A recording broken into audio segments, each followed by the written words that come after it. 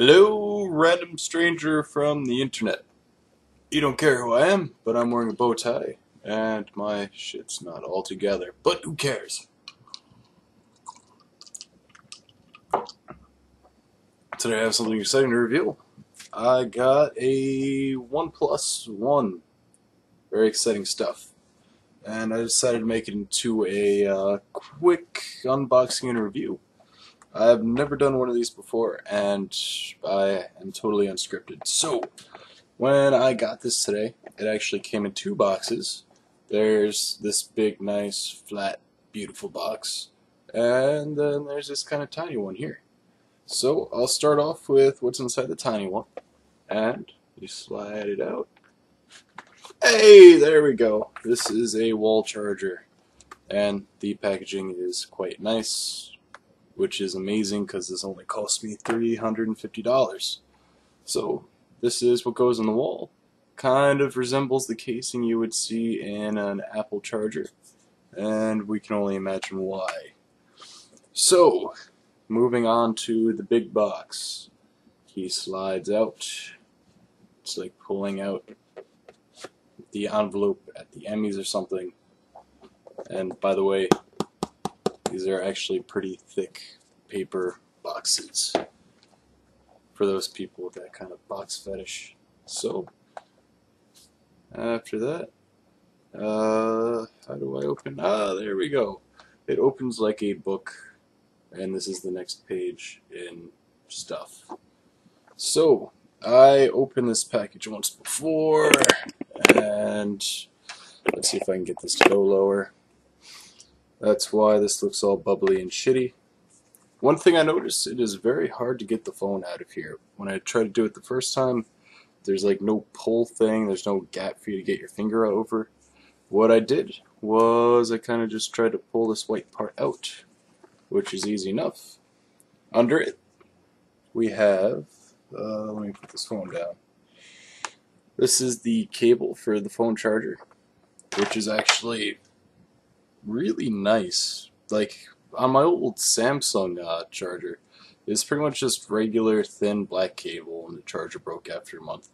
But this one's got very thick cable, reminiscent of maybe a monster cable that you've seen at Best Buy. And it's got like a neat head. It actually says, you probably can't see this, but there's a little Oneplus symbol up here. And it's got this weird USB 2 connector, which if you've ever had one of those flash drives where it was this thin, and it kind of just touched the heads in the computer without having the whole encasing, that's pretty much what this is. It locks in pretty tight into the charger, and actually the micro USB head itself locks in very well with the phone. Now the next thing in this box is the SIM card hook thing. You know, at first for some reason I was thinking this reminded me of a NFC dongle, but those are very expensive. Let me move my head back up. You probably missing my horrendous bow tie.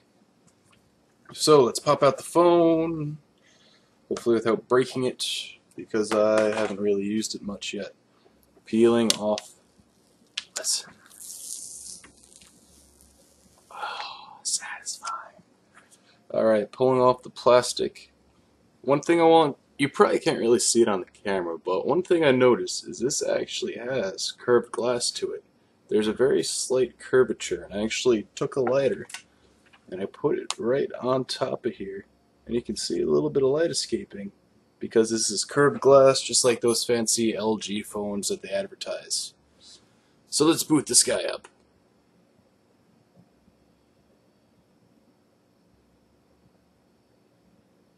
I should also point out that I'm 6'3" and have large hands, which makes this phone probably look very small.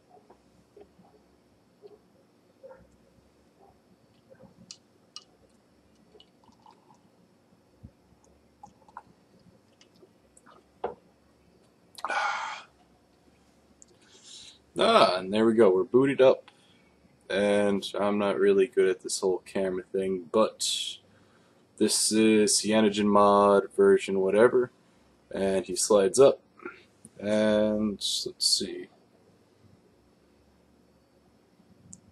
once. So obviously you've already seen the screenshots of this. Not really that big a deal. Honestly, I'm better off having this phone locked for the remainder of the review. But upon getting this phone, I realized not only is the glass curved, but the backing of this actually, it almost reminds me of like that kind of rubber that they put on aftermarket controllers sometimes, so you have like a little bit more grip. It feels kind of nice, and it makes a nice sound too. Very satisfying. It says Cyanogen mod on the back because they made the ROM. Overall, it feels right because of the curves on it. They're very natural. It fits your hand very well, even if it is a very thin phone. Another thing to note is the glass kind of sticks out a little bit. I mean, you know, some people might like that. They might find an aesthetic thing to it that they enjoy, but I'm not sure if you have any opinion on that.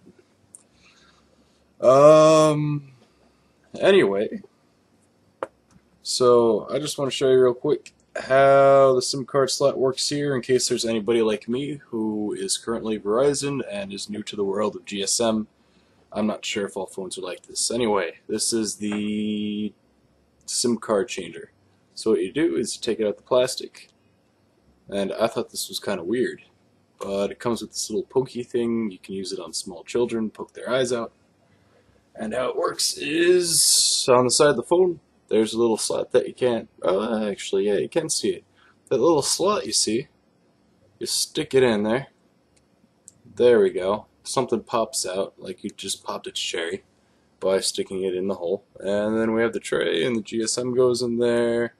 The SIM card, wherever the fuck you call it, put it back in, and you have a phone. I'm Verizon, so I can't really show you anything on that front. But I do plan on switching to T-Mobile on my next paycheck. I don't really do these very often, so I'm not sure if I did a good job unboxing. I might have been too quick. Maybe you wanted it to be a little bit slower, a little less talking. That way could have kind of slow jerked until you started peaking when I pull out the phone and turn it on. And then you kind of start speeding up. And then I start showing you all the settings and options in Cyanogen mod just before I climax. But I don't know, I'm just, this is my first video. I hope it kind of showed you the phone and that you liked it. And that you, oh my god, 8 minutes already. If you watched this for 8 minutes, you might have wasted 8 minutes of your life. I sincerely apologize.